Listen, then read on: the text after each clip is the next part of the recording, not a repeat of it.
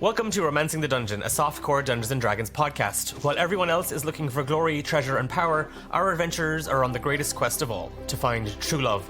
So join Thane, Fia, Nathaniel and Hephaesta as they put their hearts on the line.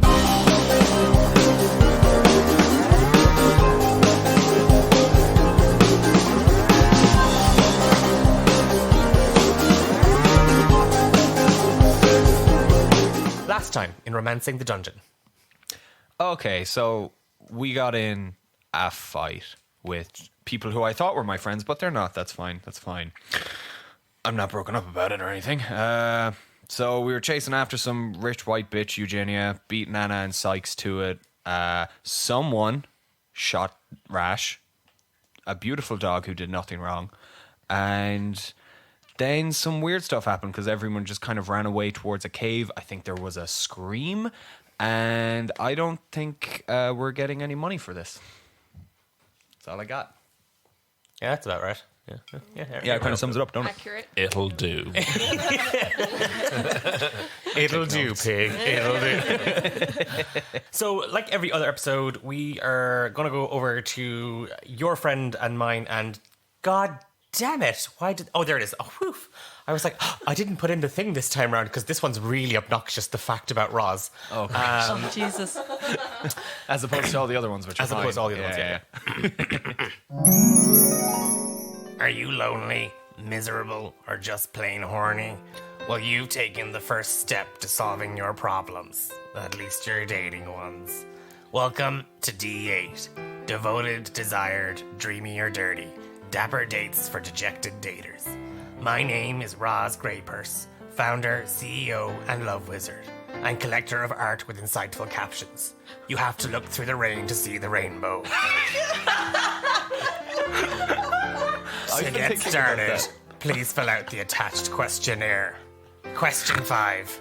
What is your best pickup line? Hi, welcome to Thane's Tidbits, and this is my favorite pickup line that works 100% of the time, none of the time. Hey, baby, do you have an extra heart? Because mine just got stolen.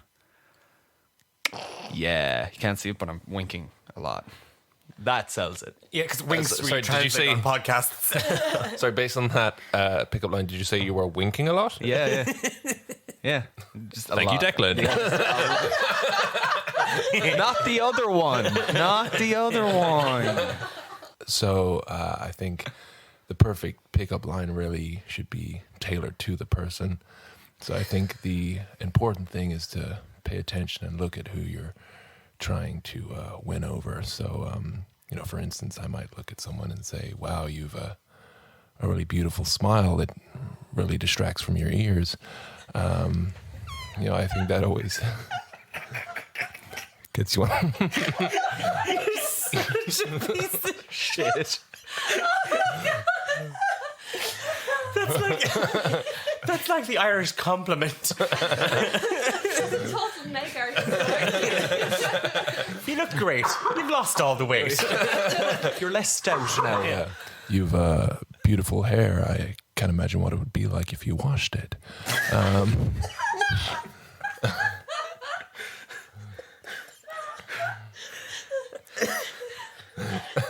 Is this working on anybody else, or is it just me?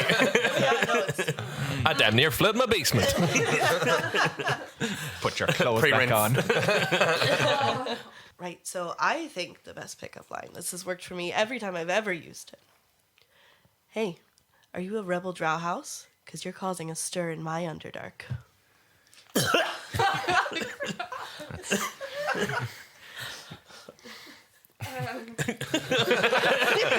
Just need to digest that for a minute. Yeah. So my favorite pickup line is, roses are red, my face is too.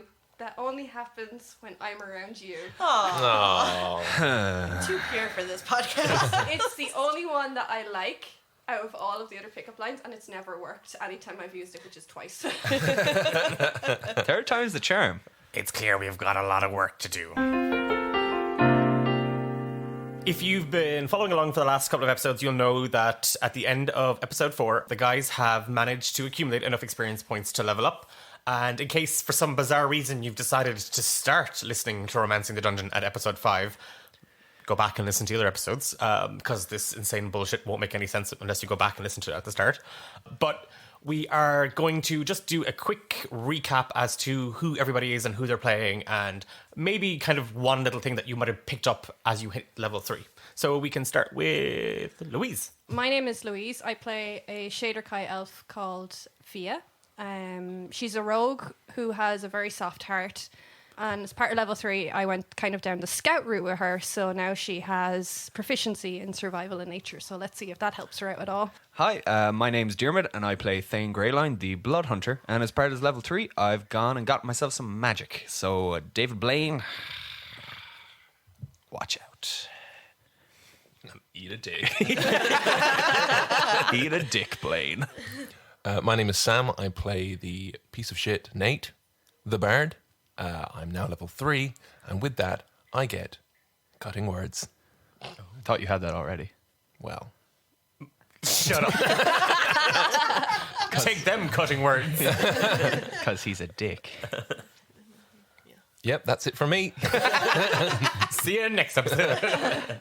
My name is Amber. I play Hephaesta, the Fire Ganassi Warlock. In level 3, I got my Pact. I chose Pact of the Blade, so there's going to be some stabbing happening. And I am Declan, the DM and the dumbass that came up with this stupid idea. And that, is now making a podcast out of said stupid idea that I totally love, and it's the best thing we've ever done. Yay. Yay. That was positive. Is that what DM stands for? Dumb Mass. I guess I'm a dumb mass. But it's a very small, petite, because this is radio, you can imagine me however you want. I am tiny. Corseted, it's just, I'm gorgeous. I'm gorgeous. The other quick thing to note is that nearly half of us are sick, so we all sound a bit like this now. I'm so sorry. And we're hopefully going to infect the others. Anyway, we, as Thane rightly left off, we have just stumbled upon a very, very confused and slightly, I don't know, Nate, do you think the wheels are turning as you pick up that shiny blue-flowered tiara? Or are we seeing gold signs? Because I can't say euros or dollars because it doesn't exist. So are we seeing GP symbols? Yeah. Okay. I don't have a clever comeback.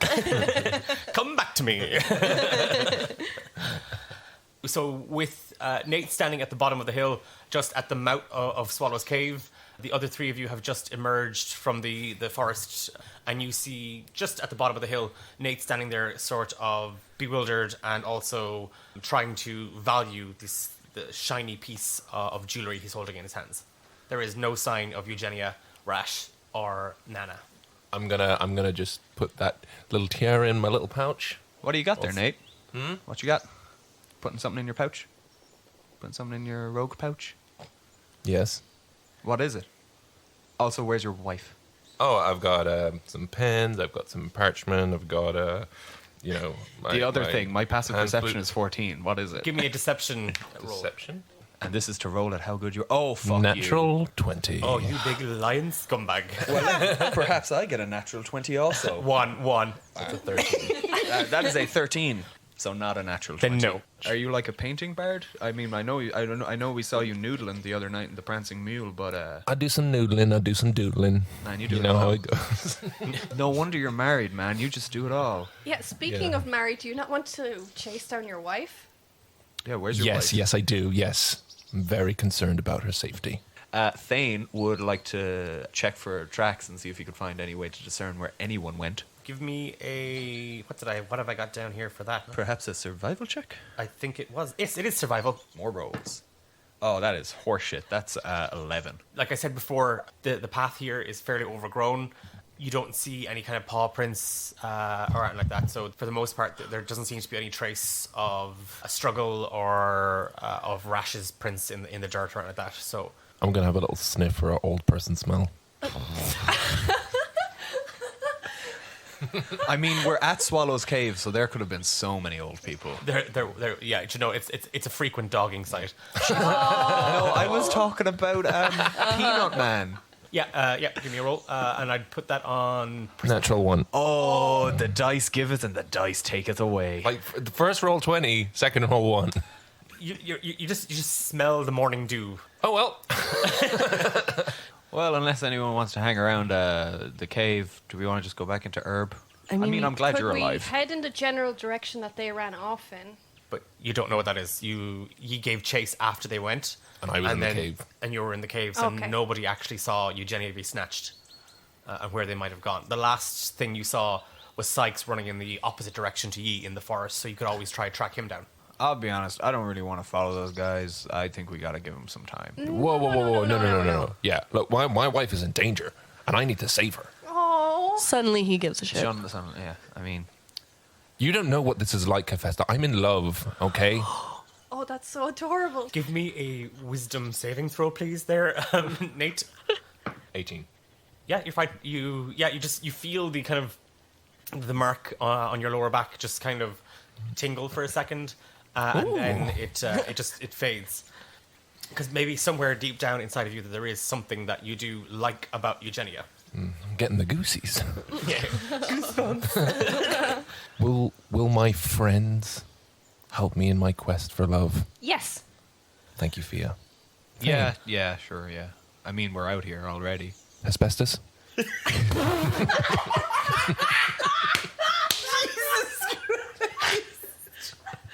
I don't see why I should. Okay, cool. Thane, Fia, let's go. Wait, we need to all do this together. We're friends. Come on, Hephaesta. Why? Hey, Nate, while we're looking, help? we're going to check for tracks here, but you should, lead ahead, because your heart will follow to hers. Thane, that is so beautiful. It really, so you lead on, and we're just going to follow you in 2 minutes. Okay. I sort of hold my pouch to my chest as if I'm it looks like I'm insecure and that I'm really worried about my wife, but really I'm just holding the tiara really close to me to make sure that it's safe. Your tiara-shaped pouch. Okay. Where does her brother live? The only thing Nana had said was that they were to meet up with her brother, that they had met with him to kind of sign off on the contract, and that he had then sequestered himself away while they were doing the work. I guess all roads lead to Tezrab. Okay, I think we need to go around and sort of start asking around. Ear to the ground. Let's ask the people. Let's go Right. to town. So you're heading. So Yeah. No, Nate Nate- is heading off. Yeah. Back towards Herb. You're giving him some space. Yeah, we're giving him a 5-minute head start. Okay, for some bizarre reason. Yeah. So Okay. Hephaesta, think of how funny it will be when this all goes wrong.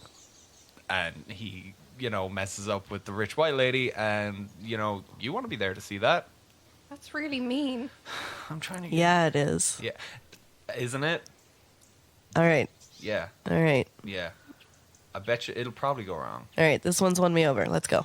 So You say nothing. Yeah, Fia, You don't heard say... nothing. Yeah, you heard nothing. Okay, Yeah, we totally follow Nate, yeah. You're following Nate kind of up the hill back into the forest, or are you looking to track Sykes through the forest? I want to track Sykes. Definitely. Nate, what does your heart tell you? Okay, if you want to give me a nature check. 12. What you've managed to do is it's not clear, but you have found a path of sorts that there's a lot of broken branches. You're heading back to where you kind of scuffled, and you're heading back to the house that Eugenia had kind of sequestered after Ella, met her end. And then you can see some heavy boot prints in the dirt heading in the opposite direction to the way you had just come. I think we should follow these boot prints. I'd say he's definitely going to meet up with the rest of them if he's involved in this deal. So it would be a good opportunity to kind of catch up with them. And they wouldn't expect us to be following him. They'd expect us to be following the main group with Eugenia. What if they kick our ass again? It doesn't matter if they kick our ass again. We have to try our best for love. Exactly. I've put my finger in a lot of rings, but this one right here means more to me than you can imagine. Okay? Nate, We got to make this right. you're speaking to the depths of my heart right now, and I just, wherever it is, I believe you. Let's do it. For love. Someone give me a survival check just to see if you can keep following the tracks through the woods. Okay. Because the first time round, Fia didn't exactly get a great hit off it, so I'm giving you to roll again. 21. You've managed to pick him up his tracks perfectly. Every boot print, every broken branch, bent over roots, everything like that. You're on his trail, and it doesn't take long for you to find him because you can see that the steps are getting heavier, almost as if his exhaustion is kind of taking over him. And you follow him through, and eventually, just ahead, you hear the sound of a small stream bubbling. The ground here is a little bit wetter. Just ahead of you, against a stump of a fallen tree, you see Sykes sort of thrown down, leaning against it. He's breathing, and he's going through his gear, and he's checking himself. He spots ye as you approach. How do we want to play this? I whisper to everyone. And then I just kind of blurt out, "Where is Eugenia?" Yeah, hey, Sykes. Smooth. And I hold my hands up just like, it's all cool, dude. Where's the old one? You see, as you guys approach, he has also kind of stopped rifling through his belongings, and his hand is he's getting his weapons ready. I'm gonna walk towards him and say, hey, whoa, we're not here to fight. And then I just cast Charm Person on him. Oh, that's a nat 1. Oh, wow. Oh man, he's trying to get you. So tell me what happens. Oh, so I'm just gonna say, whoa, calm down. It's okay. We're not here to fight. We're just here to talk. I don't know if you know who I am. I'm Nate the Bard. He shrugs his shoulders a little bit. Sorry, excuse me. My friends call me Nate. You can call me Nate. Oh, thanks, Nate. Not you. I'm talking to So Sykes. that 1 now becomes a 20 because of Fia. Sorry, Nathaniel Obsidian McKnight. He takes you in for a second. His demeanor changes. He relaxes a little bit. He takes his hand off his weapon. Puts it on his other one. He dual wields. Shut up. Don't judge me. It's fantasy. He scuffles back a little bit and kind of puts his back into the stump, and then kind of stands, and he looks at you, and he drops his bow to the ground. First of all, I heard what happened earlier on with, sorry, what was your dog's name again? Rash. I know what it's like to be in love with a wrinkly old, dog. And I can only imagine how you must feel having what happened to you happen. And if I was there, I wouldn't have let that happen. And I'd like to think that maybe as a friend, you might do the same. My wife's been taken from me, and I want her back. As you mention Rash, his eyes immediately lock hard on Fia, and he grips the handle of his short sword. He doesn't draw it, but he's just staring. He's still completely enraptured in the spell, but just thinking about it makes him just feel kind of a flash of anger. Sykes, look at me, buddy. Okay, He turns back, and he's now staring directly back at you again. you see her? See the way she's behaving right now? Yeah, that's because of me. I dealt with that problem. I got your back, buddy. He nods. Sykes is not a big talker. He crouches down and he reaches into his bag. He takes out just some parchment paper. He kind of lowers his head as he hands it to you. There, you'll find the Sleepy Bee. That's where we're supposed to go if we were to meet with the client. I come down to his level and I hold the back of his head, and then I just press my forehead against his, and I'm like, thank you, Sykes. Thank you. And then I start to walk away through the group, and I go, come on, let's go. Bye, Sykes. See you later. I scuttle past, still with my head down, and really try not to make eye contact with Sykes at all. As Fia, as you walk past, the rest of the group have kind of cleared. He latches onto your upper arm. No, Fia. He doesn't turn. He doesn't make eye contact. No harm comes to Nana or Rash, or I'll have your ears for a necklace. He just squeezes your upper arm, and it's a very, very tight grip. Okay. He lets go, and he goes back to sitting against it and just kind of preparing his bits and pieces. I swiftly run away like a scared child. Hey, Fia, what were you talking to Sykes about? No, it's fine. Oh, she's blushing. She's got a... Yeah. Okay, I see. Yeah, no, I get it. No. No, he's cool. He's cool. He's got that strong silent type thing going on, He's got a dog, which, you clearly are going to have to get past. But I think you'd be great together. I don't think, no. So you immediately, as Fia kind of makes it through the other side of this kind of small, tiny little clearing where a few trees have felled, you have Nate is in front, and I'm assuming you're looking at the. Yeah. It looks somewhat like a 6-year-old has drawn this, and there's an X, and it's just like a stump and a cute little half orc stick figure beside it. Does he have big muscles? No, well, it's just okay. it's like you can just tell it's an orc because it could be an orc or an elf. Who knows? He hasn't really. There's not really that many discerning features on a stick figure, other than the sticks. There's a kind of a little kind of line then following from there, and he's drawn like a backwards N. It's like one of those lemonade signs you'd see in those really bad movies in the 90s, or it's drawn backwards to extra cuter. Cute. But there's a north, south, east, and west, and he's drawn the map as if it is a little bit like a compass, and you see that he's drawn little trees all around it, and then there's a road, and then there's a little square with an X in it. He's just written, he's drawn a picture of a bee with some Zs over it.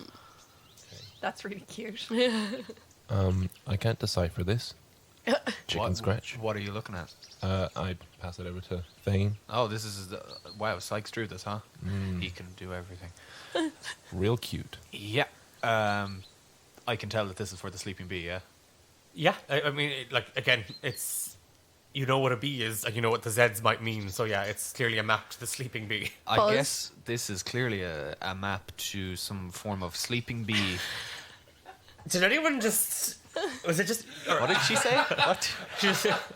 Wait, what? She just say buzz. I think we just need to stop the podcast. To be honest with you, that was a crime against humanity. As if we don't know what a Buzz. As if we don't know what a bee does. Yeah.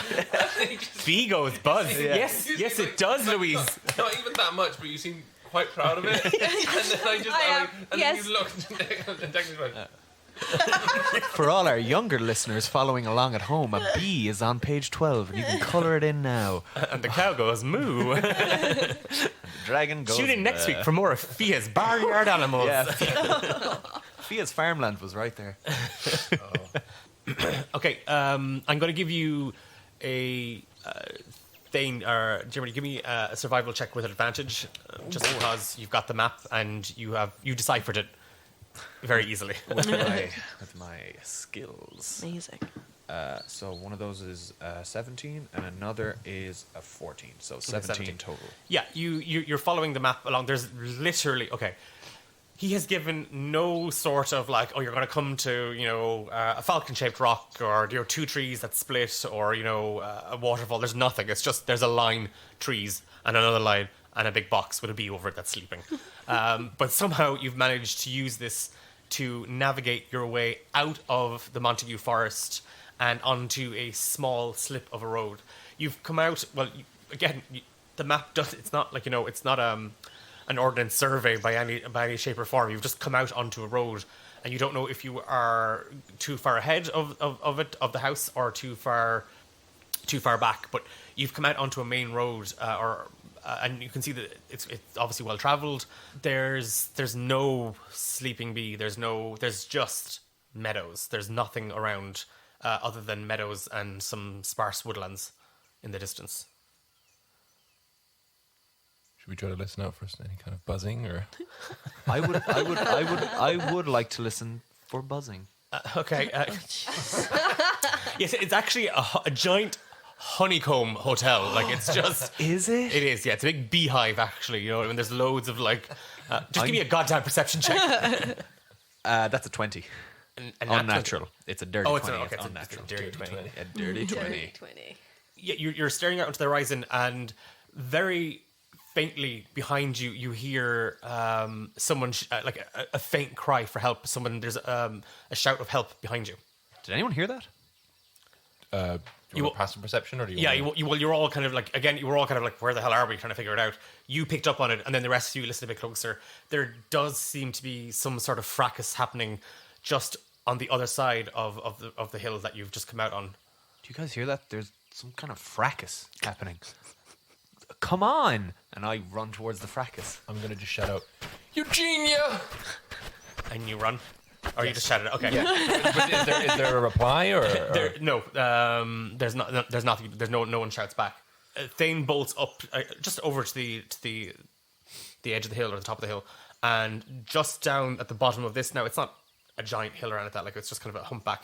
You see at the bottom of it an overturned cart, and there are or carriage rather than cart. Sorry, you just catch a group of men shuffling or being shuffled off the road back into the forest. Whoa, what's my immediate take on this? Does this look sketchy? It looks really sketchy. Oh, As in you like they're kind of being forced off the road. Okay.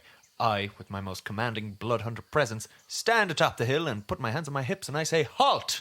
As you kind of shout down, one of the men that he's wearing kind of crude leather armor. He looks back. He just like shit, and he bolts into the woods. I literally just said halt, Jesus, and I pull out my crossbow. Yes, because that's going to exactly. They're going to do exactly what you want them to do. Just shout at the rest of them to hurry up. Something's wrong. Yeah, as you guys come over the cusp of the hill, you see that there's an overturned carriage. There's a horse kind of lying, or kind of like trying to get up, and there's shouting coming from the woods. I immediately run to the horse. I also run to the horse. We're all running to the horse. Except that's Fia, what I who's was gonna going to shoot say. it. So It's clearly in pain. I gotta put it out of its misery. No, stay your hand. Oh, I'm getting hungry. Not an animal killer. not yet. Yeah, Fia, stay back. Oh, Yeah, the rest of the man. group are just staring at you, kind of, please don't kill the horse. Can I check on this horse and see if it'll make it? Oh yeah, it's fine. It's just the way the kind of the carriage has been knocked over. It can't get up because of the rains. Oh, Hephaesta, help me with this. We have to save this horse. Yeah, no, absolutely. I love horses.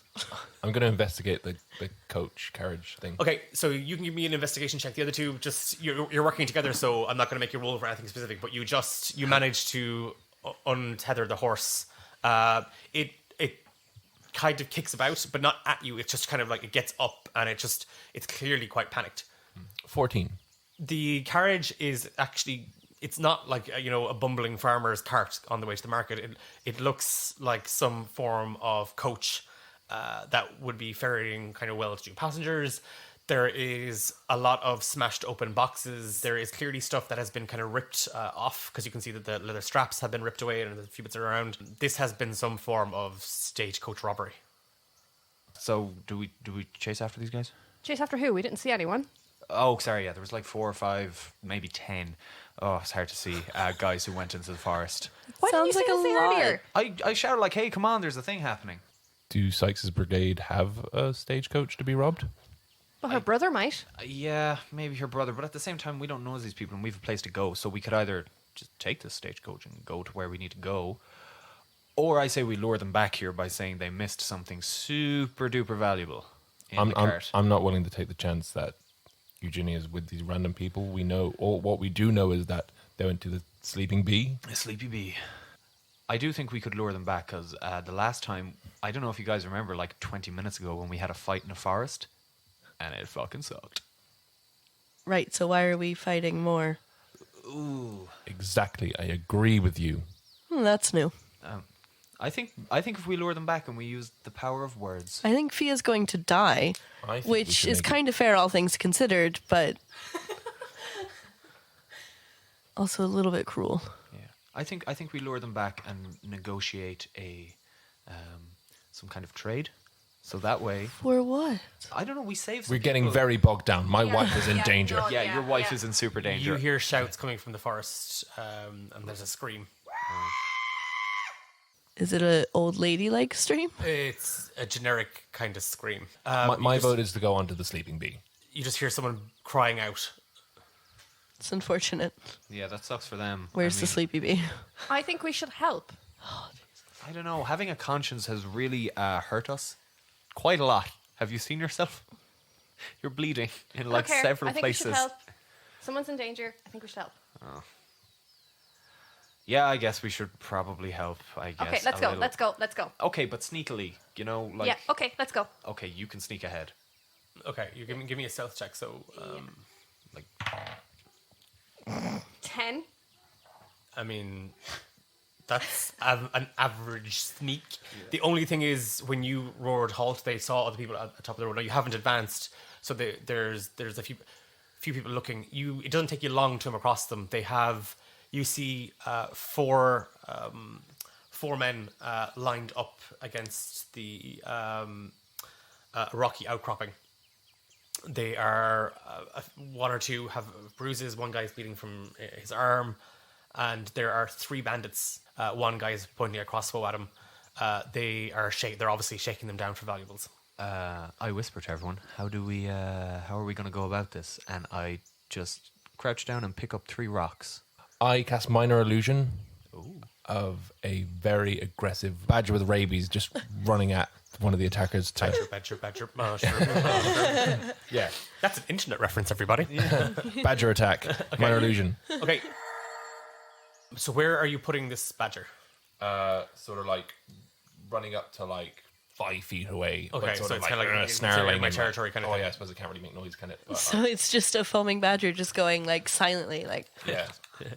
I love it. No, Yep. it's great. This is definitely going to work. Thicket of bushes, out wanders a foamy badger.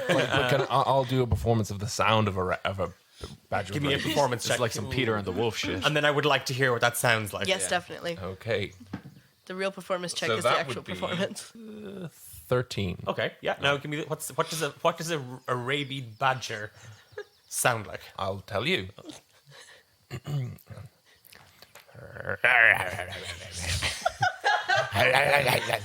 It's like I'm right there. Oh my God! There's a wild badger loose with rabies in my front room. Where did Nathan go? A badger is here. All of them. So the bandits and their hostages are all kind of startled by this. The badger kind of starts to shake its head and it's snarling at everybody. The guy closest to the badger, what I'm going to do is I'm going to give him kind of a wisdom saving throw, kind of more as a bravery check than anything else, just to see if he would swipe at it with his boot. No, he's scared crapless. He has one phobia. He actually, very specific phobia, badgers and rabies. He starts to like, he's back, he's like, whoa. And he's like full on, like just, kind of Steve Irwining this. He's like, calm down, good rabied badger. What do we do here? And they're completely taken surprised by this. They have not noticed you because of the rabied badger. And they think it's very much real. You have a surprise attack. Those people who were up against the wall, were they bound or anything, or they just? No, they're just. You can see that they were kind of mid being forced to strip out of their clothes. There's 3 men who were kind of dressed rather well to do. One guy is kind of he's pantsless now, and then there's clearly the guy that was driving the stagecoach because he's in a kind of a navy uniform. In fact, if you'll remember, it's Tiny Thomas from episode 1. Between the hostages and the bandits, I cast Create Bonfire. So a 5-foot cube of just a bonfire erupts in front of them, and anyone near it will take a d8 of damage. But I deliberately cast it not on someone, but just in the space between these people. So you just put kind of a wall of fire between them and the guys. Okay, Yeah, 5-foot one. Yeah, that's your action, Fia and Hephaesta. I'm going to step out there and be like, hey, Stop that. pretty much, yeah. Stop it. Cut that out. That. Give them their stuff and let them go, or my rabies badger is going to kill you.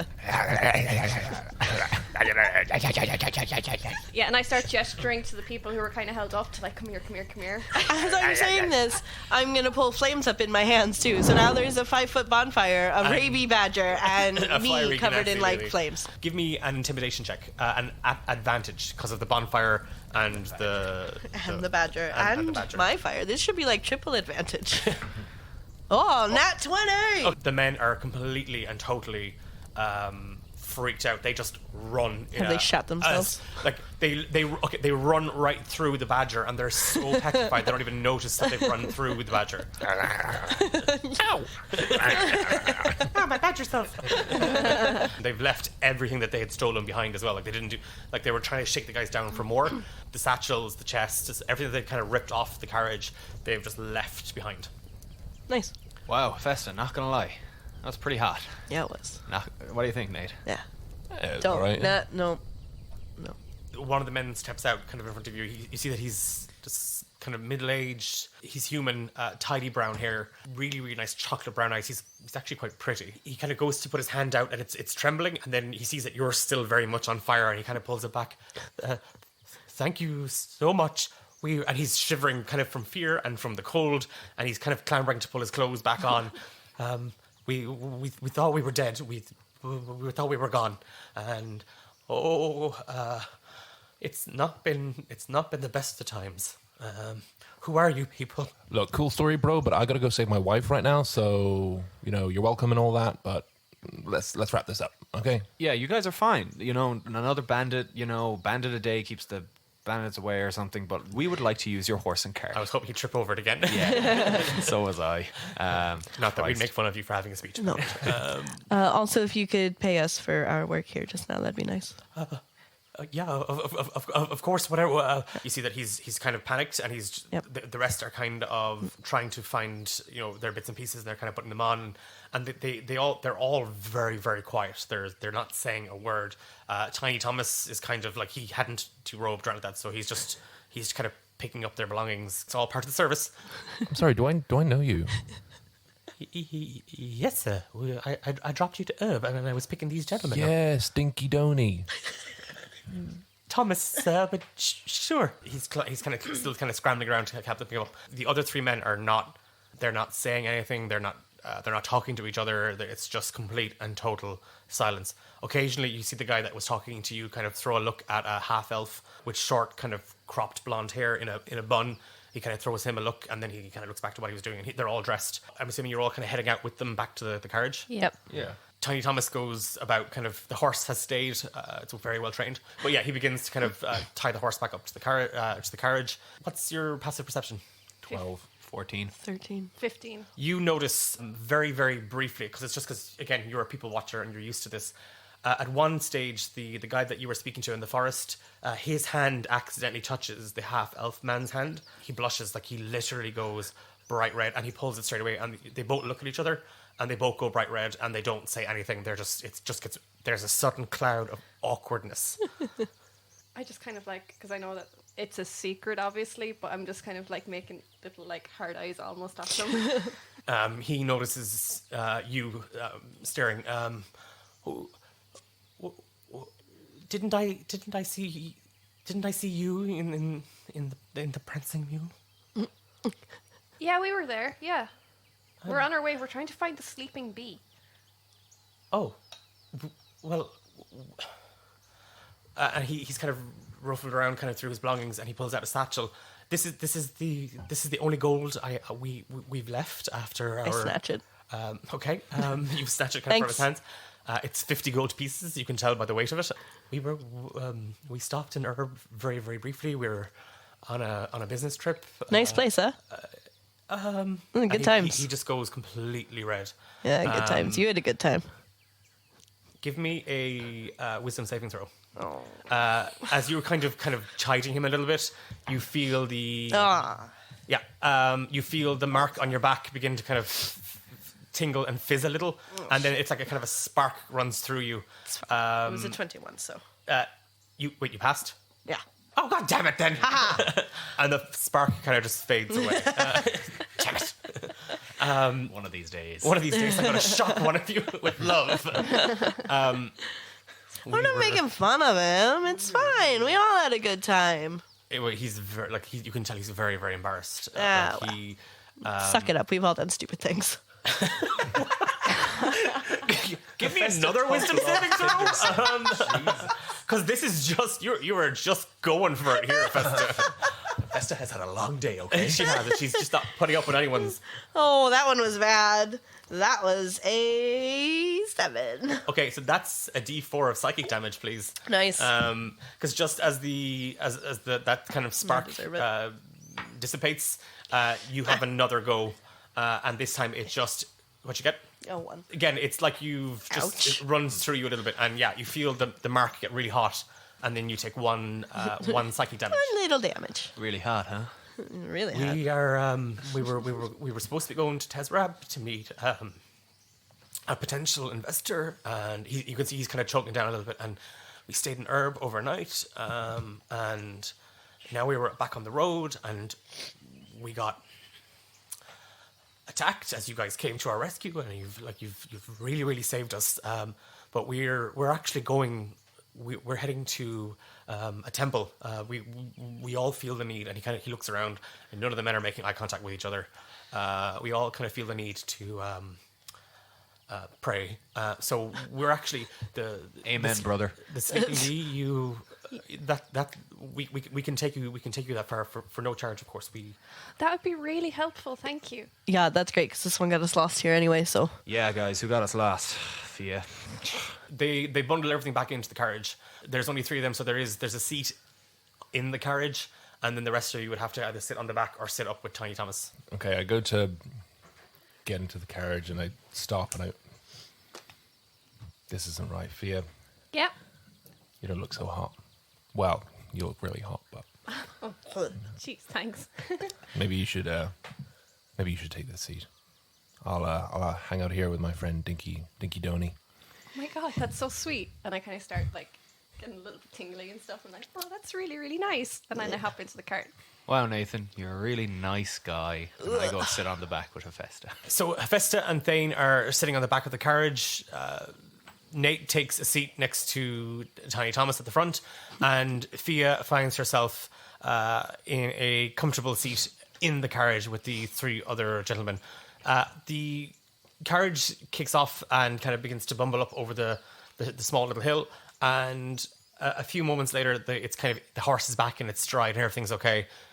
With the team kind of keeping an eye on the road and the woods.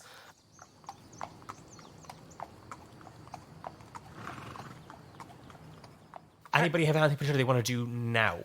Yeah, so the 2 guys who I saw having the little moment, where are they sitting in terms of me? Like, am I facing the 2 of them, or are they sitting opposite each other? The half-elf with the top knot is sitting beside you.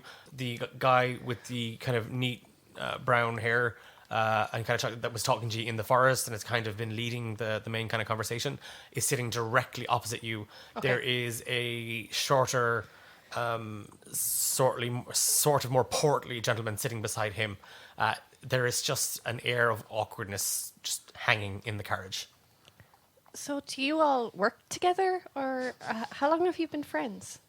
Marcus kind of just looks up to make eye contact with you, and he catches the half-elf kind of looking at him, and he looks back. Well, I've known Carib here a good few years, and the business venture is actually his idea. It's an ingenious idea. It's just one of, and then this here is Jan, and he's sort of the accountant, and we were just the 3 of us on a business trip, and yeah. And I'm Marcos, by the way. Nice to meet you. Nice to meet all of you. I'm sorry we had to meet under such circumstances, but I'm glad that all of you are okay, because you seem to you seem very tight.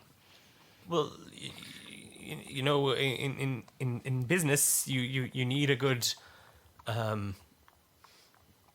business relationship, and you have to be able to trust your business partner.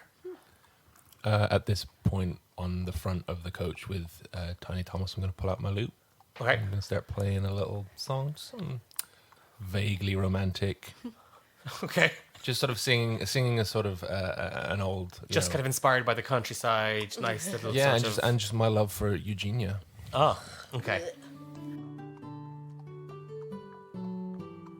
Kind of outside the cart, as it kind of trundles along the road, you do hear the sound of a lute being plucked melodically. The tension in the caravan just kind of, I don't know, it's just vibrating. Could I lean in and whisper to the half elf and be like, Yeah. You're more than friends, right? I can kind of tell.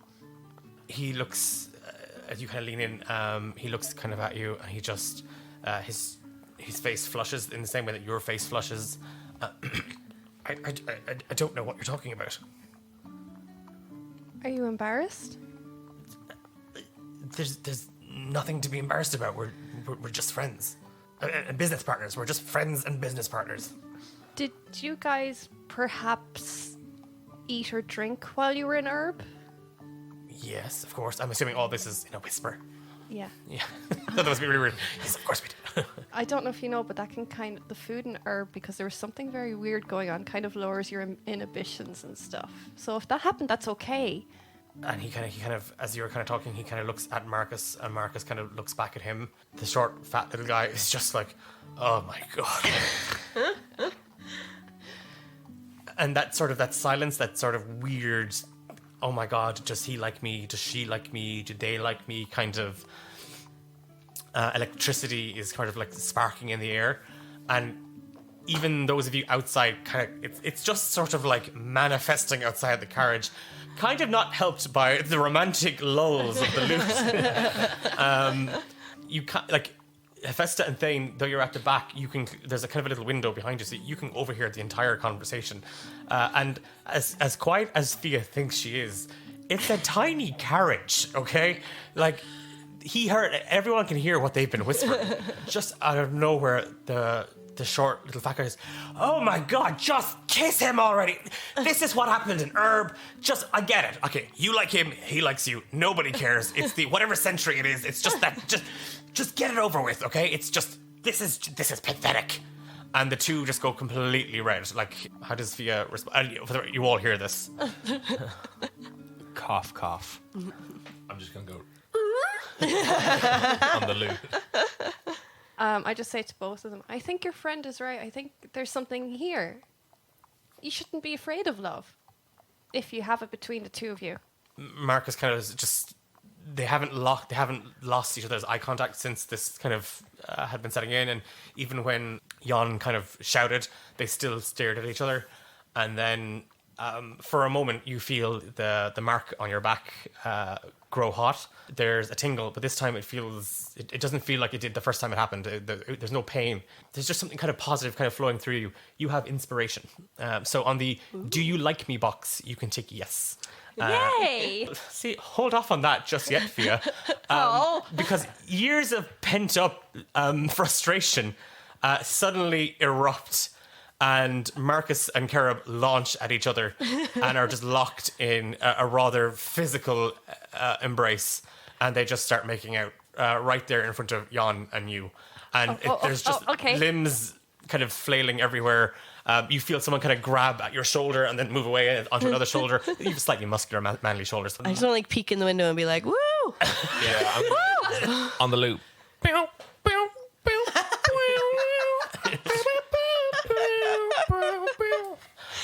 Yeah, so the tension has completely been cut through and kind of now replaced by second-hand embarrassment as Jan and Fia are just trying not to make eye contact at the physical entanglement in front of them. In the distance, Nate, Tiny Thomas kind of points at a building coming up on the horizon. There it is, sir. That's the sleeping bee. I stand up, sort of like one leg up, and sort of hand on my forehead, like looking out into the distance, hand on hip, sort of like a pirate captain on the end of his ship, looking for shore. Yes, Tom? That's the sleeping bee, sir. I'm just gonna go knock on the carriage. We're here, everybody. Yay, let's go find your wife, Eugenia. The lip smacking stops, and Marcus kind of turns. You said he said his wife was kidnapped. Yes. Yeah. I don't know if this is any use, but while we were on the road, a short, fat little dwarf on a rather large beast-like dog bolted past us down this road, and there was well, to be honest, it was all quite a blur, and there was the dust, and it all happened so quite quickly. But I definitely heard the shrieks of a woman as the beast bound past us. In the direction of the sleeping bee. Yes, this is the road we were on. But that was some time ago. I'm sorry. I lost my train of thought. I don't know what came over me. You're perfectly fine. It's okay. Such a horrible human being. The carriage kind of comes off the main road onto kind of the pathway or driveway up to the sleeping bee, and you can see that it's actually quite a cute little country house / inn. Well, there's one other carriage. The horses have been stabled. You don't see anybody else. There's nobody outside on the benches. It's very, very quiet. Well, I guess this is it, huh? They're not stopping here with us, are they? They had intended to go straight to the convent, but Fia has somehow kind of talked them out of their shame. So they're we're gonna go. We're gonna keep going. Is it okay to leave you guys? Are you sure you don't want to stay the night? I hear the sleeping bee. You know, it's got a lot of buzz around the place, especially at nighttime. And you've just killed their buzz, and the homoeroticism has just died a death. You're welcome. We're gonna continue on. We're already delayed as it is. We have a business meeting in Tezrab that we're very intent on getting to, and we're gonna make it. We're all in this together. Tony Thomas just kind of looks at you and he goes, "Well, it was nice meeting you all again. Well, for the first time, and again, sir." And he kind of nods at you. He kind of rustles the reins, and the horse begins to turn. I wave after them like really energetically and like really happy with myself. You just see a very uncomfortable yawn just staring out, just kind of giving kind of a slow wave as the two are again locked in embrace. Oof. I'm going to start looking in that other coach. Is it? Give me an investigation check. Sort of cinematically, I pull out some parchment and a quill and just make a couple little notes in a little book and put it away. 19. 19. Yes. This is a very different carriage. It's much bigger than the one you just rode in on. It's a little bit more ornate. Now, we're not talking king-like or queen-like, but it's definitely money attached to it. There's a kind of ornate kind of pattern carved into the wood frame. This could definitely have carried a couple of people, not just 4. That you would have definitely fit a few people here in this, at least 8 inside. Not to mention the carriage driver and anyone that would be sitting with the carriage driver. There's no luggage. It all seems to have been taken off. And as you inspect it, you don't come across. There's nothing loose lying about or anything like that. It's just the carriage is empty. Well, I'm going to go inside the sleepy bee. Okay. As he's doing that. Okay, you're investigating. So you're heading into Sleeping Bee. Anyone following? So Hephaesta, you were making notes. I'll go inside though.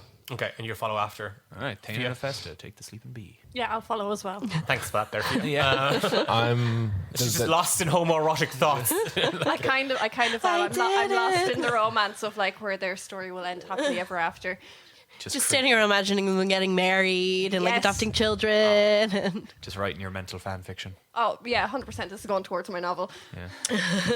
The part where the gays kiss. I just want to have a little. There's sort of woodland area around us, is there? There's a few sparse. Yeah, it's not like the Montague Forest which you would have come out with. There's, if you kind of imagine, the Irish countryside in a little bit, that there's a smattering of trees and stuff like that. Like there wouldn't be anything. Can I have a look for a large, like a long bit of wood, like maybe what I'm looking for is like a big branch, effectively. Okay. Maybe like 6 foot in length. Yeah, give me a perception check just to see if you can spot anything.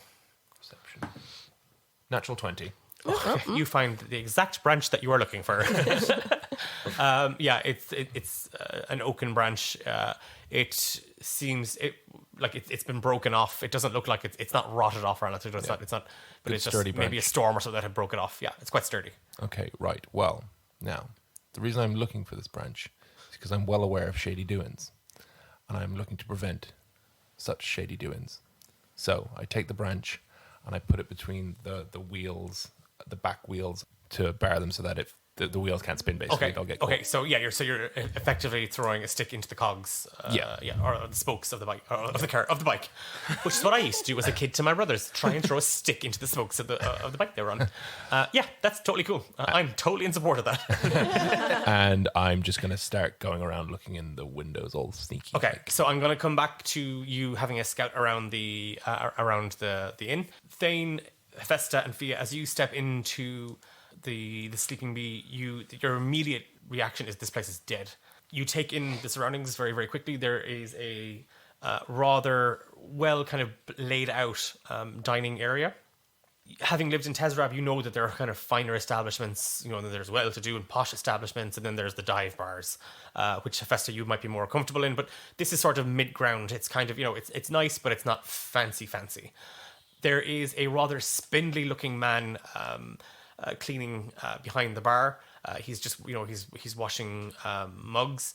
There's 2 rather burly-looking men standing at the bottom of the stairs that leads up onto the next floor.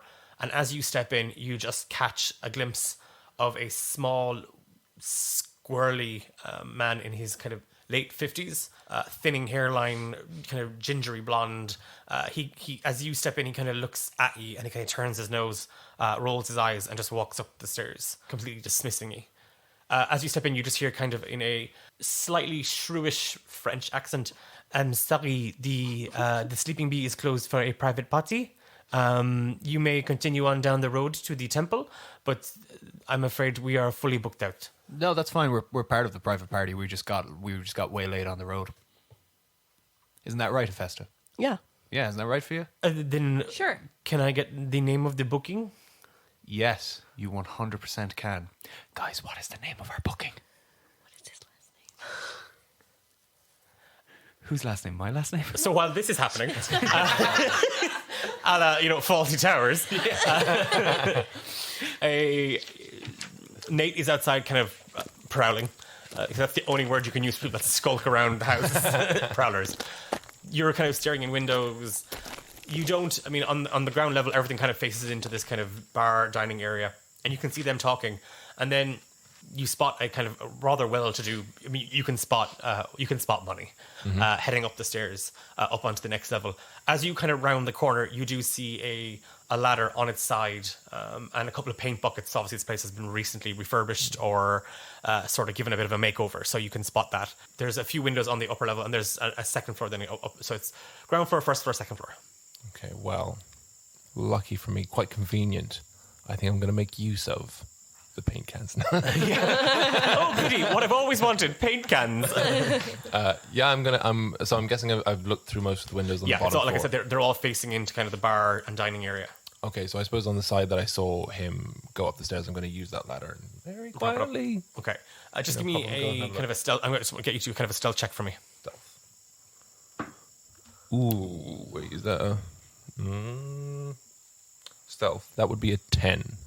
Okay, look, it just happened. You kind of pick up the ladder. It I like the cartoons, and then it bangs against the wall of the first floor. I'm just going to see if he definitely hears it. And as your ladder hits the wall, a window opens, and again this squirrely. You kind of get a picture of him now, and pale, kind of wrinkly skin. He kind of looks at, "What exactly are you doing?" All right, Governor. Can I help you? Doing a bit of midnight painting, so I am. Midnight painting at dusk. You better believe it, good sir. Why exactly is it called midnight painting? Where's my accent going? I seem to be copying yours. There we go. I'm back on track again. Well, sir, with such fine clientele such as yourself, it behooves the Sleeping Bee to bring the establishment up to your standards, sir. So I see. Yes. I've seen quite a few spots that we've missed. So I thought, no time like the present. Get the paint out. Get working on it. Oh, I say.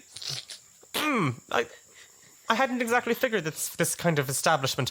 Give me a deception check. Mary Poppins. It's a 10. I rolled a 5. He looks at you. You're kind of slightly in luck. One, because you're appealing to the kind of the snob in him and that sort of extra treatment that comes with privilege. And two, he hasn't a clue about house painting. So he does kind of his eyes kind of narrow and he just kind of focuses on you. Well, keep the racket down and don't bother me again. And the window just slams shut. Nice. Well done. So you can figure out. I'll give you some time to figure out what it is that Nate wants to do. We come back to our bumbling trio. We know exactly what we're doing. Yeah. Oh, We know exactly what we're doing. We are here for We're here for the Dire Heart Party. We're part of that. Dire Hard Party. I'm afraid I have no booking under that name. Well, you should. I- Check it again. sir, believe me, please sneak away. I have one booking for the sleeping bee for the I following try 2 and nights. sneak away when he's not making eye contact with her. Don't you dare suck over me while I'm doing a weird French accent. You're going to give me a sneak away. I was about to do that in the accent. I want you to DM every game henceforth in this horrible little French accent. Can we roll for it to make him do it? So give me a stealth check to just sneak, because it's going to be quite difficult. Now, what I would say is, yeah. 17. Okay. You are just kind of, you're not, I won't say skulking, you're just kind of like, oh, look at that fancy little thing on the table there. Oh, there's some men guarding the stairs. Oh, looking around. You manage to kind of slip into kind of a side hallway. You can see that this is just kind of maybe an older entrance to the sleeping bee. It leads out onto the eastern side of the inn where you know the stables were. So this is obviously kind of a servant's entrance or something like that. And there is a narrow stairway up to the next floor. Can I sneak up the stairs, please? Yeah, just I'm going to let you off the same stealth roll. I'm going to let you keep walking away with that. I'm going to have to ask you and your party to leave, please. The sleeping bee is not open for business. Please come back. We were told that there's a Die Hard party here, so I'm afraid you must be confused. I have no Die Hard party booked in. Well, then who do you have? Because it should be the Die Hard. I am not at liberty to give away that information. There's GDPR guidelines. Look, you must know our counterparts, a little dwarf woman and her dog. You people are very strange to me, and now I am done with talking to you. So please leave the sleeping bee before I have some of these gentlemen remove you. Nate, what are you up to? Well, to keep up my new character, I'm gonna Dick Van Dyke. How many paint cans were there? There was 2. 2. So I'm gonna hook one to my belt, and I'm gonna sort of put one in the crook of my elbow. So I'll climb the ladder and sort of have a little look in and see what's going on. Okay, give me a perception roll. Natural 20. I'm getting so many 20. This is my third 20. That's the third one. Wow. You're so annoying. Just so annoyed. I hate DMing. So much. Yeah, you've clambered up the ladder, paint cans, one on your belt. They are both very, very empty. It's a good thing like the lids are on them, so they're not weighing you down or like that. So you're up on the first floor. The ladder reaches just this far, and as you kind of peer in through the window, he has drawn the curtains most of the way, but there is kind of a crack where the curtains would meet that he hasn't fully closed, because again, he's not used to closing the curtains by himself. You see, and you make out very muffled, sort of like noises coming from inside. And you see that same man crossing the room back and forth, and he's kind of throwing his hands up in the air. You can just make out there's 2 other men standing at a doorway, and they're both just kind of nodding. They're just he's shouting at them for something or for nothing, but you can't quite make out. We got a natural 20. You make out snippets of what he's kind of saying, just because when he gets closer to the window, it's a little bit easier. And you just make out Eugenia, kidnapping, no sign of her. Bumbling idiots who recommended rash, stupid dog, get someone else. That's all you hear. So I'm assuming she's not here then. Yeah, okay. I slide down the ladder in a real cool kind of way. Give me an athletics check. Roll for cool. What was it, athletics? Yeah. So that would be straight 12. Okay. It's sort of not as cool as you want it to be, because it's just, you kind of get stuck a couple of times. You kind of have to shimmy more than slide a little bit down. But yeah, you get there. You see the man kind of come back again. He's looking at you, and he's just staring down. He closes the blinds or the curtains fully. Right. I go round to find my crew. Okay, you're heading back around to the front. Meanwhile, Fia, you've kind of crept upstairs. Again, kind of coming around on this level, you can hear very muffled shouting. Okay, can I sneak over to the door? You're going to have to give me another stealth check. Yep. That is 20. A dirty 20, obviously not a natural 20, because Yeah, I'd have yeah, actually yeah. flipped the table at this point if it was not a natural 20. You're hunched down a little bit, and working for your brother, this is kind of what you're used to. For some weird reason, he gets you to kind of test out the floorboards, to make sure if they need pulling up and replacing. So he often gets you to skulk around and trying to make as little noise as possible. And yeah, you've kind of slipped up against your back against the wall, and you're kind of scooting down the hallway. You get a little bit closer. Again, you're making out snippets of words. You're not making out the entire conversation. It's just as the whoever it is shouting comes closer to the door, you can make out certain things. But for the most part, you're still not perfectly able to make out what's being said. There's nobody else on this floor that you've been able to see so far. Where you are, though, you can kind of see down the stairwell or the main stairs from the bar dining area up here. Okay, do I see the others at all? No, like I said, you can just kind of see the two guards that were posted there. Down at the end of the stairs that I came up of, was there a back exit or anything like that? There was a side entrance that I mentioned that servants would have used. I'm going to go back towards that and then just see if I can swing around and bring the guys around to the back. Okay, you head back down, and you see that now Giles has moved from around the bar, and he is now kind of pushing you out the door. Please leave, out. All right, I stop. I put my hand on his shoulder, and I'm like, sir, because his name is Giles, and he's definitely a dude. Yeah, Cool. and I said he was a kind of a spindly-looking man. Yes, yeah. But I look into his eyes, and I'm like, my friends and I are Fuck. My friends and I are hung. Well, excuse me, you should have said so from the start. Fuck. All right. Now I'm going to be serious again. My friends and I are hunting a terrible evil that is trying to transgress true love. And I think you know there's nothing worse than that. And I'm going to use my feature, Heart of Darkness. Those who look into your eyes and see that you have faced unimaginable horror and that you are no stranger to darkness, though they might fear you, commoners will extend you every courtesy and do their utmost to help you. Oh. What up? I'm Super Grimdark, baby. I really wish I hadn't written this character this way, because this guy also has a tragic backstory that I wrote about. Oh. Is he a commoner? Well, Giles is a fancy commoner, okay? Of course. French. But in the grand scheme of this thing, yeah, he is. Okay, you place the hand on his shoulder, and yeah, you make direct eye, and he's completely, you've got his undivided attention, and he leans in. Meet me around the back in a moment. I will tend to the gods, and then I will meet you. We have things to talk about. Good man. Again, out. And he's acting. He's like, out. Oh, you've kicked us out. How terrible. I guess we better go, you guys. As you are being bundled out, Fia comes Defeated. around the corner, and Nate is just coming in the door. And again, you're all kind of being ushered out. Wow, we gotta And he go, winks. guys. Oh no. A few moments later, you see the side door that Fia had found is kind of like creeps open slowly, and I just. Did you guys hear something? Giles, as you kind of he steps out from around the crack of the door and is out, and he closes it quietly. These tables, we can talk in these tables. All right, well, I'll follow him there too. Yeah. Okay, you all kind of in that kind of tiptoey way over to the stables. You see that I said originally it was kind of dusk when you had just arrived, and the sun is now kind of dipping low on the horizon, and there's kind of a nice kind of burnt orange and purple sky overhead. But it's starting to get a little bit dark, and as you kind of creep into the barn, he does light a torch, just because, ambience.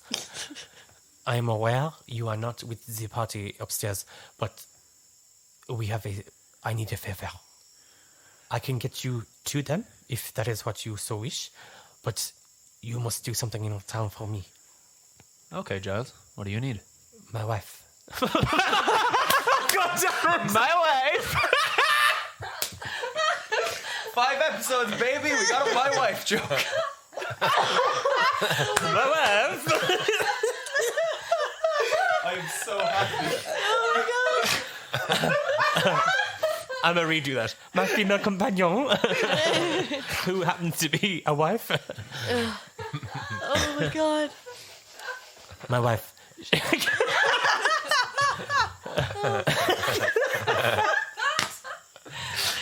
Okay. My wife, she's missing. This morning she went to the temple and she has not come back.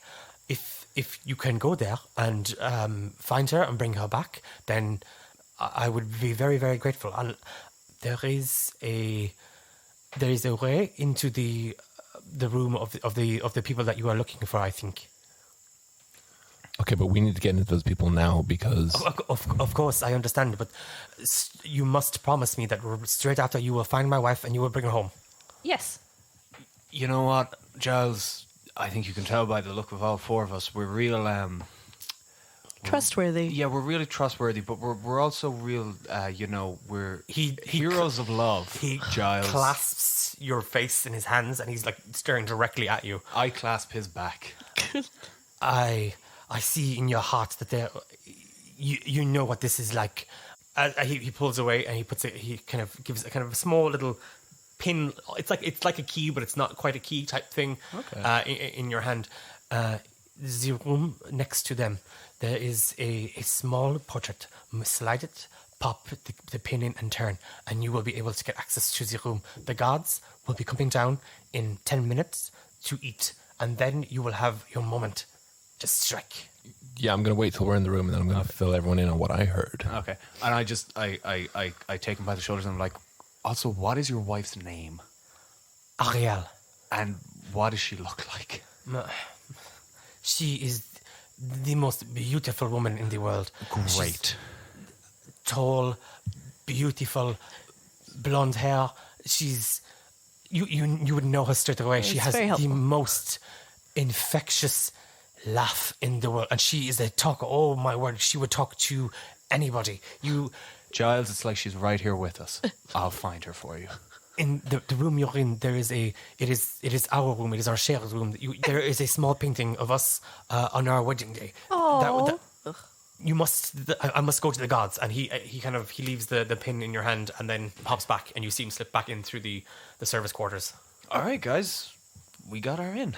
Okay. I'm going to guide them up the stairs because obviously I've been up them before and kind of aware of squeaks and all that, and just get them to like, okay, just kind of follow me. Just watch out for some floorboards and stuff, okay? Okay. Okay. There are so many floorboards, though. So, Fia, did you want to have a chat with them before you went in, or Well, when we get into our room before we pop in, yeah. So Fia kind of leads you back up the stairs as you're you hear Giles kind of rummaging around in the back kitchen, and then the sound of heavy footsteps coming down the stairs, and then he's suddenly very, very loud and boisterous. Ah, my friends, tonight we have buff. Yeah, he's clearly making a lot of noise here to aid you in getting up the stairs. You round the corner again, and Fia has kind of led the whole way, and she gestures. There's two doors next to, and she points at the one where she heard the noise coming from, and it kind of tracks with what you would know roughly from when you were scouting around the building, and you slip into the other room. It's not locked. There is a kind of a king-size bed, two lockers, a chest of drawers, a wardrobe, a bowl full of water. There's a kind of a faint smell of like soft perfume kind of lingering in the air. And there on the chest of drawers, there is a sort of dual frame picture of a woman and a man, and they're both it's kind of side profiles. Well, you immediately recognize Giles. He is, whoever this artist is, he's amazing at his job. He's captured him perfectly. So your best guess is that this is the wife, and that this is exactly what she looks like. And she is, she's quite pretty, and she does have kind of long blonde hair. Guys, I was outside. I was having a little listen. And I heard a few interesting tidbits. Tell me more. So, okay, these guys are the guys behind Eugenia's kidnapping. So I assume her brother's inside, but Eugenia's not here. Something has gone wrong, but I think they also said they were looking to hire someone more skilled to get Eugenia. Ooh. Do you think we could sneak in and get that job? Do you think we could pass ourselves off as very competent? All I'm saying is, I'm the looks. You are You one of the guys- looks. Yeah, and you guys are the brains.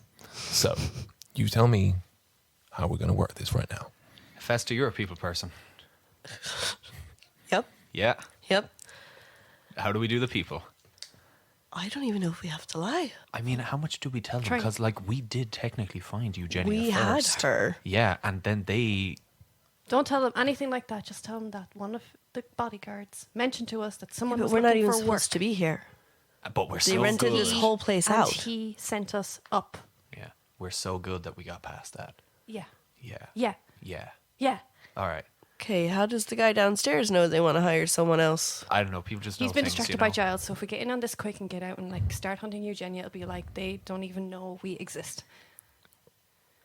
Or I think one of them is already kind of aware of me, and I could just sort of whip off my mask, which I'm not wearing, and say, It was Old Man Jenkins Yeah. all along.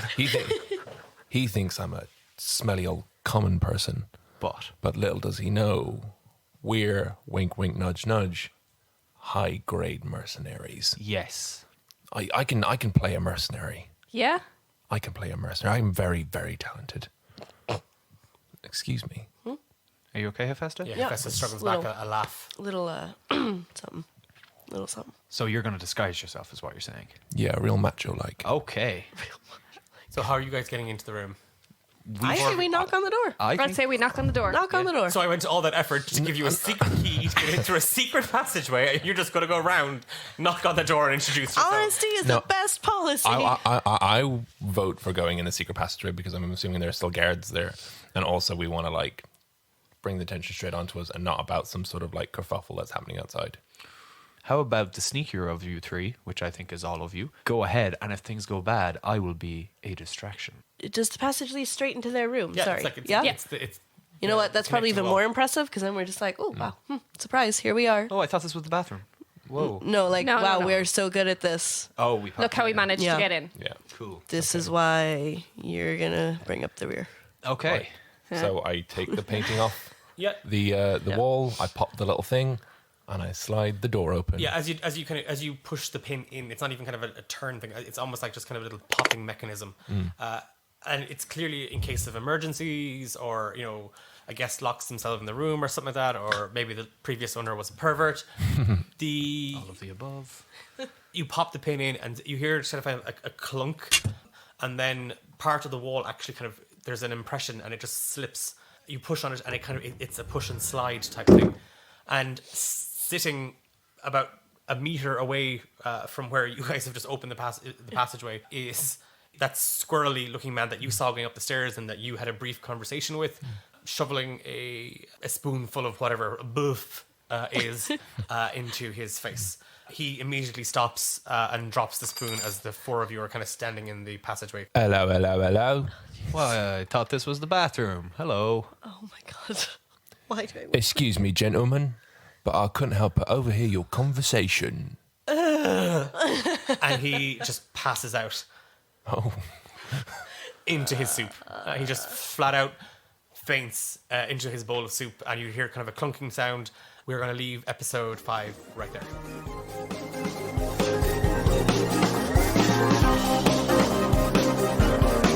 This was Romancing the Dungeon. I've been and will continue to be Declan, your DM. We're back in 2 weeks with another episode, but if you need more romance in your life and you just can't wait, why not spread the love and leave us a review? You can start following us on Twitter and Instagram at Romancing the Dungeon, or join our group on Facebook, facebook.com/groups/Romance Dungeon. And big shout out to Martin Ryan, the guy behind our awesome theme song. So if you like what you hear, don't forget to find Martin on SoundCloud, Facebook and Spotify.